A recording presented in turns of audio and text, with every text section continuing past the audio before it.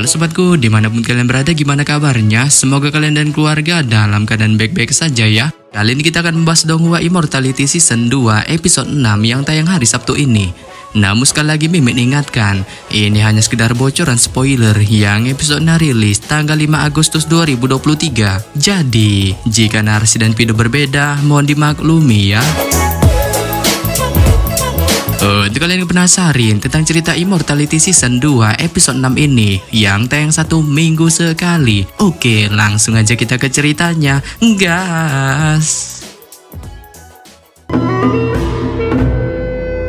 Namun sebelum kita masuk ke bocoran spoilernya, di ending episode 5 sebelumnya, kita diperlihatkan Jin Riley meminta pertanggungjawaban kepada Hua Tiandu mengenai buntungnya tangan Jin Zitai setelah menjalankan misi yang diperintahkannya untuk menyelidiki gambar Huang Quan.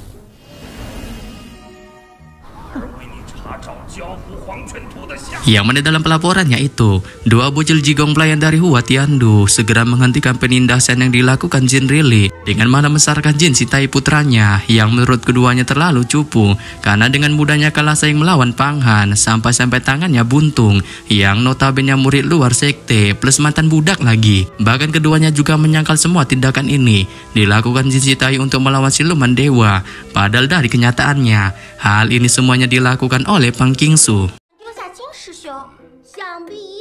Namun Jin Riley yang mendengar sarkasan kedua bocil jigong ini tetap membela Jin Zitai dengan merasa jika saja putranya tidak dihadapkan dalam misi ini, kemungkinan dirinya tidak akan terjerumus dalam bahaya. Hal ini pun lantas membuat Hua Tiandu meredam emosi dari Jin Riley dengan memberitahukan kepadanya mengenai masalah di altar siluman dewa telah dilaporkannya kepada pemimpin sekte yang saat ini mengutus gurunya bernama Ru Yiji untuk menyelidiki masalah itu. Bahkan ia yang tampak caper pada tetua alkemis tertinggi di sekte Yuhua itu juga mengapresiasi tindakan heroik dari Jin Zitai dalam misi menyelidiki gambar Huang Quan ini sampai menyebabkan tangannya buntung. Namun dikarenakan Jin Zitai bersekutu dengan aliran iblis, Hua Tiandu tampak sedikit bimbang untuk membela putra Jin Riley ini. Terlebih lagi ia juga mencoba menghabisi Pang Qingsu yang notabene adalah murid penerus sejati di sekte Yuhua. 自归墟掌教至尊早有盖棺定论，而方清雪立下大功，你莫。Tetapi di sini, Jin Riley terus mati-matian membela Jin Zitai dengan meminta masalah ini harus terus diusut sampai menemukan titik terang. Yang hal ini pun lantas membuat Hua Tiandu menyebutkan semua kesalahan Pang Han dalam misi ini dengan mencoba melawan senior di atasnya. Menyebabkannya pun berniat akan melaporkan hal ini kepada pemimpin sekte secara langsung dengan tujuan memberikan hukuman berat kepada Pang Han.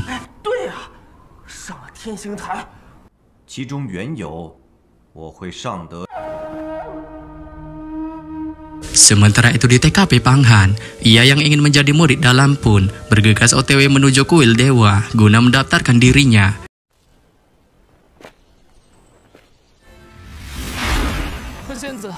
Tetapi pada saat yang sama, baru saja Pang Han menelusuri tempat ini, suara aneh yang menginterogasinya pun tanpa diduga tiba-tiba terdengar, diikuti dengan kemunculan seorang bocil wanita gemoy bernama Su Yu'er.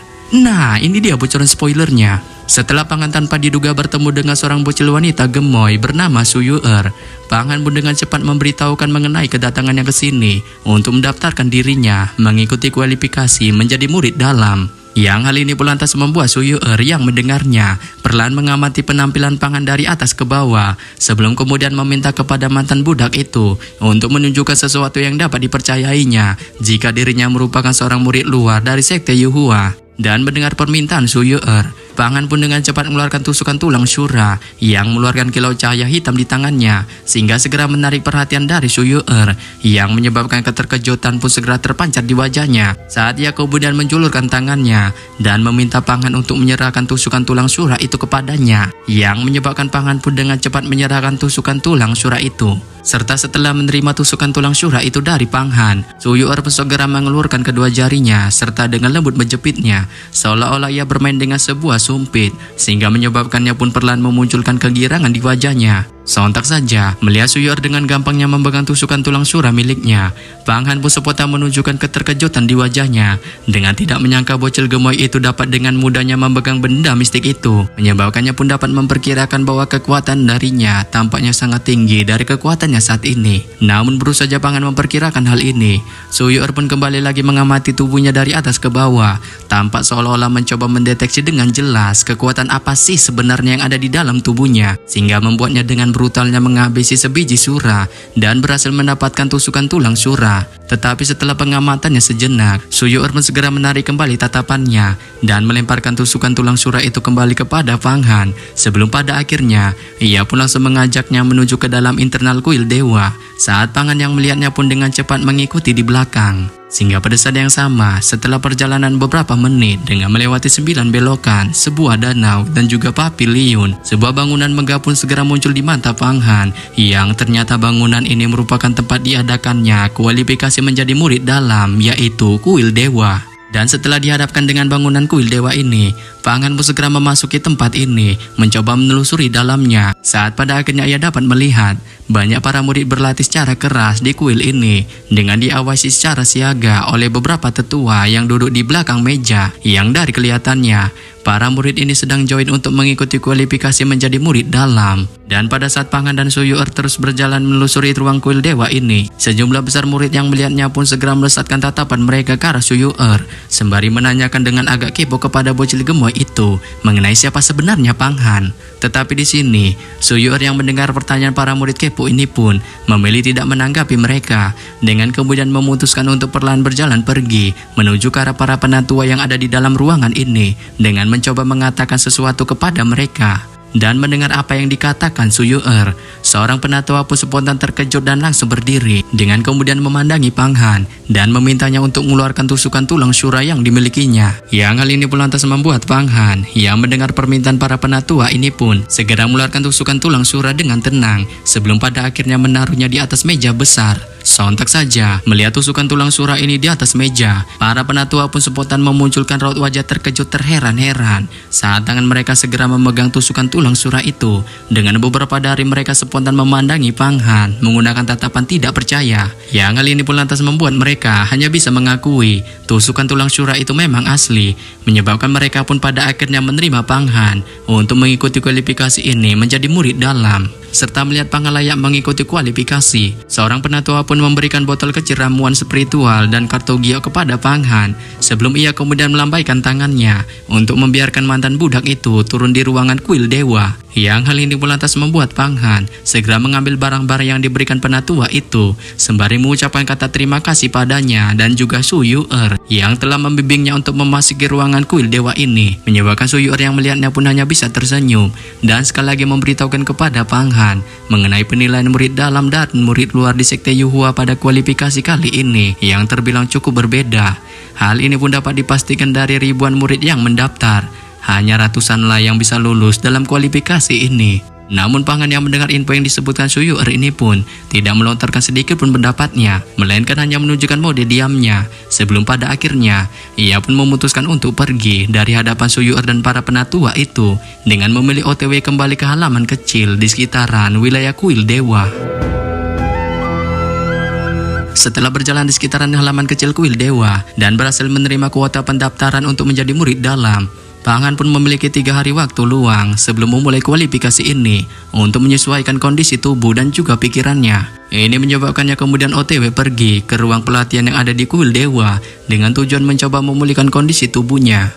Dan setelah beristirahat memulihkan kondisi tubuhnya dari senja hingga larut malam, percayaan diri pun segera muncul di dalam hati Pang Han. Dengan spontan ia juga bisa merasakan bahwa tubuhnya kali ini dipenuhi dengan banyak energi spiritual. Namun tidak hanya memulihkan tubuhnya, Pang Han juga membuka sebuah informasi mengenai dunia dewa dan iblis dari dalam buku yang ada di tempat ini dengan mencari sepatah kata pengantar ke medan perang iblis. Akan tetapi setelah membaca kumpulan informasi ini, Pang Han tidak sedikit pun mendapatkan metode latihan khusus yang sangat berguna untuknya. Tetapi meskipun begitu, ia mendapatkan sebuah wawasan mengenai apa itu sebenarnya aturan seni bela diri yang ada di dunia ini. Dan setelah membaca sebuah buku berjudul Dunia Ini, Pangan pun kemudian mencari cara untuk berkultivasi dengan benar, seperti apa yang disebutkan di dalam aturan seni bela diri ini. Serta setelah berpikir sejenak mengamati aturan seni bela diri ini, Pangan pun kemudian memulai kultivasinya dengan pelan mengayunkan tangannya serta memunculkan sebercak darah yang disebut darah dan seukuran kenari di tangannya. Saat secara bersamaan, ia kemudian menjepitnya untuk memasukkannya ke dalam mulutnya dan segera menelannya. Sehingga pada saat yang sama, setelah menelan darah dan itu, secara mengejutkan tiba-tiba udara panas tersebar di perut Panghan. Saat di semua sisi tubuhnya kali ini, ia spontan merasakan efek yang luar binasa dengan energi tersebar di antara tulang-tulangnya dan naik ke otaknya tiba-tiba terasa mencair saat ini, menyebabkannya pun pada akhirnya memuji darah dan ini. Tetapi pada saat yang sama, baru saja Panghan memuji darah dan ini, ia pun tanpa diduga tiba-tiba merasakan bagian misterius otaknya. Namun ketika Panghan merasakan bagian misterius otaknya ini, sebuah suara Yan yang bukan Xiao Yan tiba-tiba terdengar di dalam hatinya dengan memerintahkannya lagi untuk mengkonsumsi darah dan itu guna menetralkan perasaan misterius di bagian otaknya dan juga meningkatkan kultivasinya. Yang hal ini pun lantas membuat Panghan yang mendengarnya segera mengeluarkan darah dan itu di tangannya dan kemudian memakannya. Serta setelah menelan darah dan itu, Panghan pun merasakan bagian misterius otaknya kembali normal dan secara mengejutkan, ia juga tiba-tiba merasakan peningkatan kultivasinya.